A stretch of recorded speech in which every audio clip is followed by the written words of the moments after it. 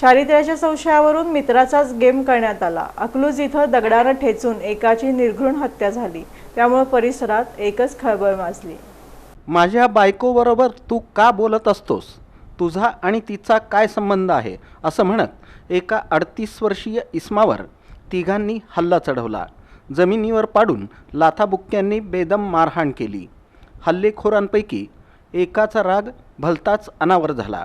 त्यानं जवळच पडलेला एक दगड उचलला आणि त्या इस्माच्या डोक्यावर मारला।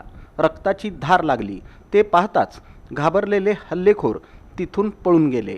अशोक यशवंत मुजमुले वय 38 राहणार संग्रामनगर अकलूज तालुका माळशिरस यांची आणि नरेंद्र हनुमंत खैरमोडे राहणार संग्रामनगर यांची दिनांक 11 मे रोजी सायंकाळी 6:45 वाजता किरकोळ कारणावरून बाचाबाची झाली होती।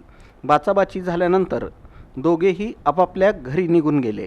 त्यानंतर नरेंद्र यानं रात्री 8:30 वाजता अशोक यांना अकलूजमध्ये ये, आपण आपल्यातील झालेलं भांडण मिटवून टाकू म्हणून स्टेडियम समोरील ट्रेंड मॉल शेजारी बोलावलं। मला नरेंद्रनं भांडण मिटवण्यासाठी अकलूजला बोलावलं असल्याचं आपली पत्नी सावित्री यांना सांगून अशोक हे अकलूजमध्ये आले।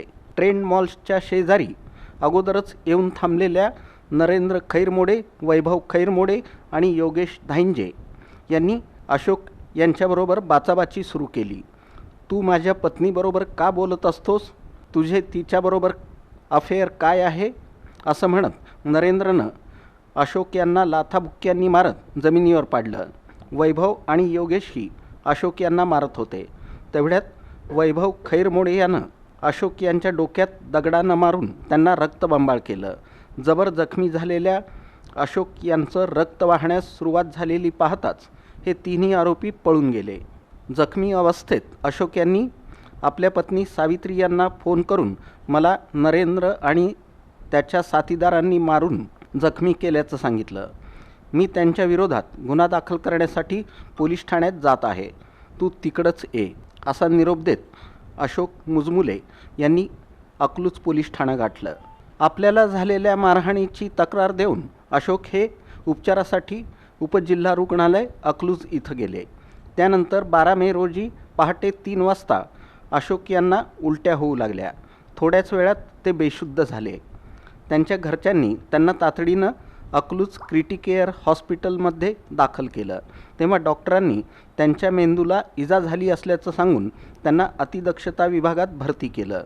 13 मे रोजी अशोक यांची प्रकृती आणखीनच खालावली। डॉक्टरांनी त्यांना पुढील उपचारासाठी सोलापुरात घेऊन जाण्यास सांगितलं। कुटुंबीय त्यांना सोलापूरला घेऊन जात असतानाच पंढरपूरजवळच अशोक यांची प्राणज्योत मालवली। या गुन्ह्यातील तिन्ही आरोपींना अकलूज पोलिसांनी तातडीनं अटक केली असून पुढील तपास सहाय्यक पोलीस निरीक्षक AV वाघमोडे हे करत आहेत।